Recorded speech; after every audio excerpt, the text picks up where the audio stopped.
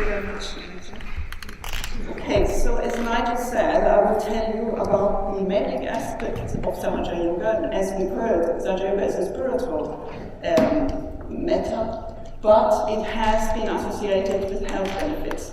So I will tell you about the effects on the body, on the brain, on your health, and on diseases, mental and physical diseases. First of all, what is meditation? And Nigel has already explained more or less what meditation is. I will just say a few more words. So if you read the Oxford Dictionary, it says that meditation is thinking in silence. Now, first of all, you cannot think aloud. And secondly, thinking is, of course, the exact opposite of what meditation is, as originally conceived in the East. So meditation, Patanjali was one of the first to talk about meditation, and he said that meditation is the cessation of thinking. It's the stopping of your thoughts, it's the control of your thoughts, the control of your attention. In the West, we know there are 3 states of consciousness. That's sleeping, dreaming, and thinking. But in the East, and we think that thinking is the highest state of consciousness, but in the East, it's very common knowledge that there is another state of consciousness. It's called the 4th state of consciousness, Tuviavastha. And the 4th state of consciousness is the state of thoughtless awareness, mental silence, where you learn to stop your thinking. And this process of stopping your thinking has amazing benefits at the subjective level, but also objectively. And you feel, when your thoughts are stopped, you feel happy, you feel joy, and depending on the intensity, you can feel absolute bliss. So there are several subjective correlates what you feel when you meditate, which I've listed here, and which, however, have health implications. And as I said before, in the West, we are not really interested in spiritual things, but we are very much interested in our health, and in fact, we are obsessed with our health. And it's the health benefits which have actually attracted all the interest in Western science. So over the last years, there has been a lot of studies on meditation because people have realized meditation actually leads to better health. And so what you feel when you meditate, you feel an overwhelming calmness, and this is a calmness which goes much more beyond normal relaxation. Because when we relax, you relax the body, and if you lie on the sofa, you may be relaxed, but if you worry about the future, you're not really relaxed. So when you're thoughtless, you don't just relax the body, you also relax the mind and your brain.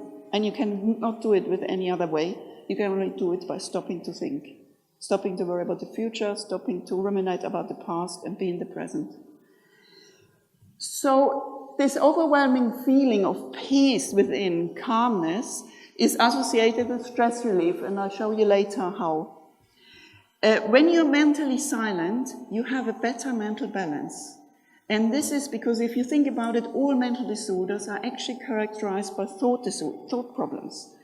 If you have schizophrenia, you have paranoid thoughts. If you're obsessive-compulsive, you have obsessive thoughts. If you're ADHD, you have racing thoughts.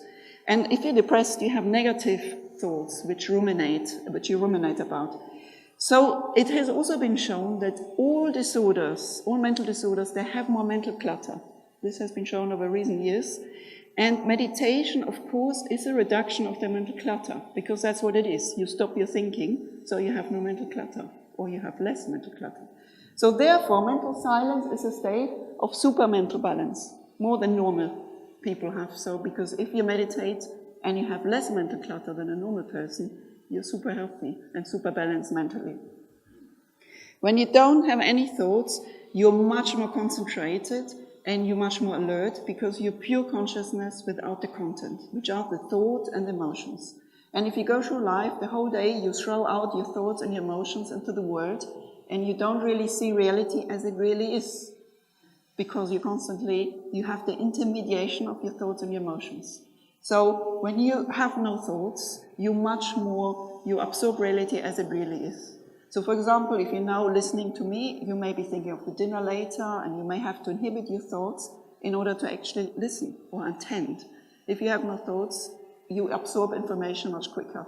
And it has been shown that children who meditate have better attention at school, Zen Buddhists who have meditated for a long time have better attention, And it has been associated with better productivity at work, because if you're more concentrated and have no mental clutter, you're actually more focused. Another very interesting feature, which I've said before, when you have no thoughts, you feel happy, you feel bliss, you feel joy. And this, of course, if you have these positive emotions during your meditation, because it's so peaceful and so pleasant, this state of mental silence, then you carry this over into daily life, and this leads to more positive emotions. And positive emotions, of course, protect you against depression, anxiety, affective disorders, and is of course very good for you. And you have less negative thinking. Last but absolutely not least, to me this is the most important aspect of meditation, you achieve a state of emotional detachment. You enter a witness state where you actually go beyond your thoughts, because you're no longer thinking and you're no longer having your emotions, but you see them from a stepping back witness state. We call it in psychology a metacognitive awareness, where you're beyond your thoughts and you can observe them.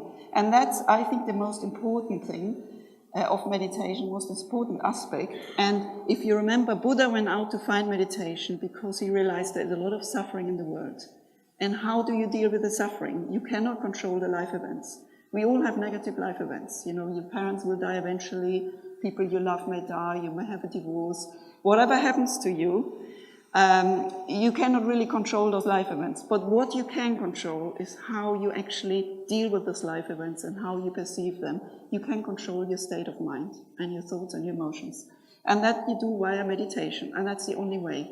Only through meditation you can actually enter a witness state, which makes you emotionally more resilient.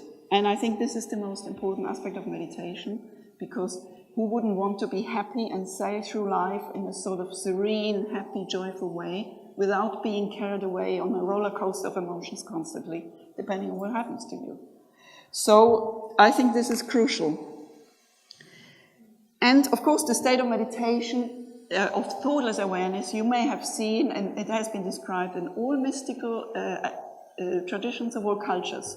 Here are just a few names: Nirvana, Sahadža Samadhi, Satori, Yoga, which means union, Zen, Tao. And in the West, we had our own meditation, our own tradition of mental silence, which were the Christian Gnostics. And Gnosis means, of course, knowledge, which means the knowledge of yourself.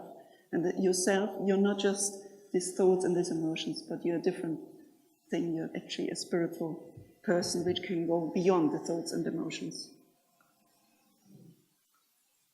So the claims I will try to prove to you today and show you medical evidence is that meditation, in fact, has an effect on the body, because mental silence reduces stress and it activates the parasympathetic nervous system, which restores bodily functions.